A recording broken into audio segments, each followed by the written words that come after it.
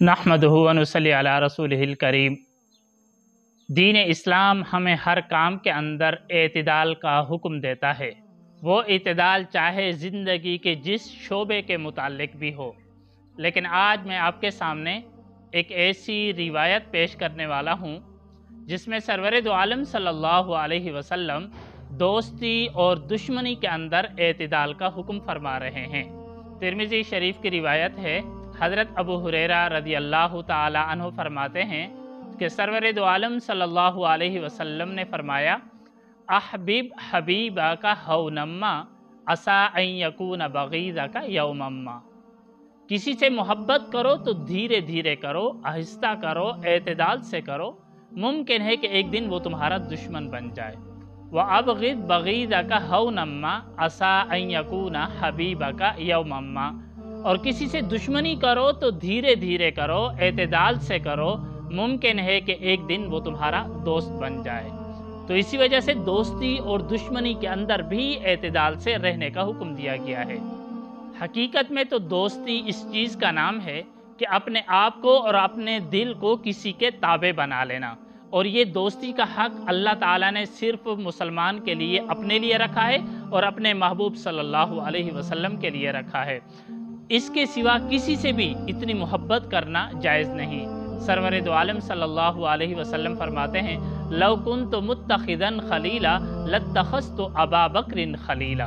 अगर मैं किसी को खलील बनाता तो मैं हज़रत अबू बकर सिद्दीक़ रज़ी अल्लाह ताला अन्हु को बनाता, जिन्होंने अपना तन मन धन अल्लाह के दीन पर और अल्लाह के रसूल पर कुर्बान कर दिया। लेकिन मुझे इजाज़त नहीं कि मैं खलील बना लूँ सिवाय अल्लाह ताला के। और इसी तरह अल्लाह तबारक व ताला कुरान मजीद में फरमाते हैं, किसी के साथ दुश्मनी करते हुए, ला यजरिमन्नकुम शनआनु कौमिन अला अल्ला तादिलु, कि किसी कौम की दुश्मनी तुम्हें इस बात पर न उभारे कि तुम एतदाल के दामन को भी अपने हाथ से छोड़ दो। तो इस वजह से नबी करीम सल्लल्लाहु अलैहि वसल्लम इरशाद फरमा रहे हैं कि किसी के साथ मोहब्बत करो तो इतने आगे न बढ़ जाओ कि अल्लाह के हुक्म को भी छोड़ा जा रहा हो, प्यारे नबी करीम सल्लल्लाहु अलैहि वसल्लम की सुन्नतों को भी छोड़ा जा रहा हो, और हर चीज़ को इतना आगे बढ़ा जाओ कि कल को अगर दुश्मनी हो जाए तो दुश्मनी करने के काबिल ही ना रहो। और दूसरी जानिब हुक्म दे रहे हैं कि किसी के साथ अगर दुश्मनी हो जाए तो दुश्मनी में भी इतने धीरे धीरे रहो। मुमकिन है कि एक दिन अगर दोस्त बन जाएं तो दोस्त बन जाने के बाद पुरानी बातों पर शर्मिंदा न रहें। इस वजह से हुक्म हुआ कि दोस्ती में भी और दुश्मनी में भी एतदाल को सामने रखना चाहिए। इस हदीस पर अमल करने का एक बहुत ही खूबसूरत वाक़या मैं आपके सामने बयान करता हूँ।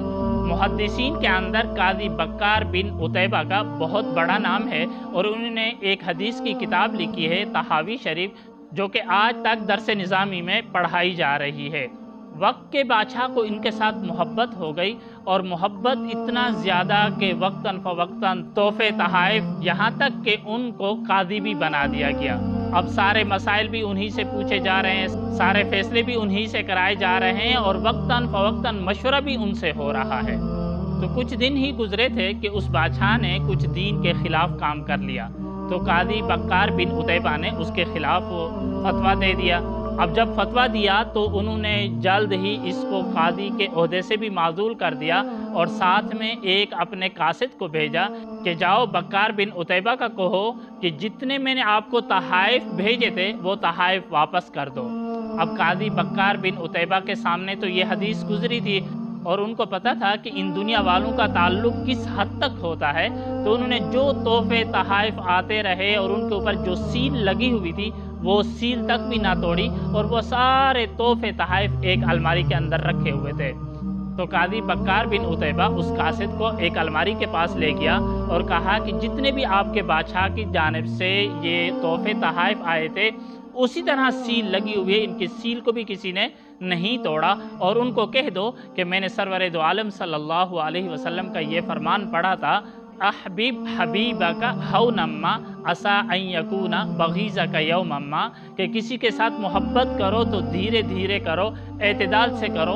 मुमकिन है कि एक दिन उनसे दुश्मनी हो जाए। तो मुझे भी पता था कि शायद मेरे कभी ताल्लुकात टूट जाएं तो ये तोहफ़े तहाइफ वापस मांगेगा। ये तोहफ़े तहाइफ पड़े हुए उठाओ और उनके पास वापस ले जाओ। تو اس وجہ سے ہمیں بھی چاہیے کہ ہم اپنی دوستی کے اندر بھی اور دشمنی کے اندر بھی اعتدال کے دامن کو ہاتھ سے نہ چھوڑیں۔ یہ ایام تبدیل ہوتے ہوئے، دوستی دشمنی میں تبدیل ہوتے ہوئے اور دشمنی دوستی میں تبدیل ہوتے ہوئے کوئی زیادہ وقت نہیں لگتا۔ تبارك الذي نزل الفرقان على عبده ليكون للعالمين نذيرا۔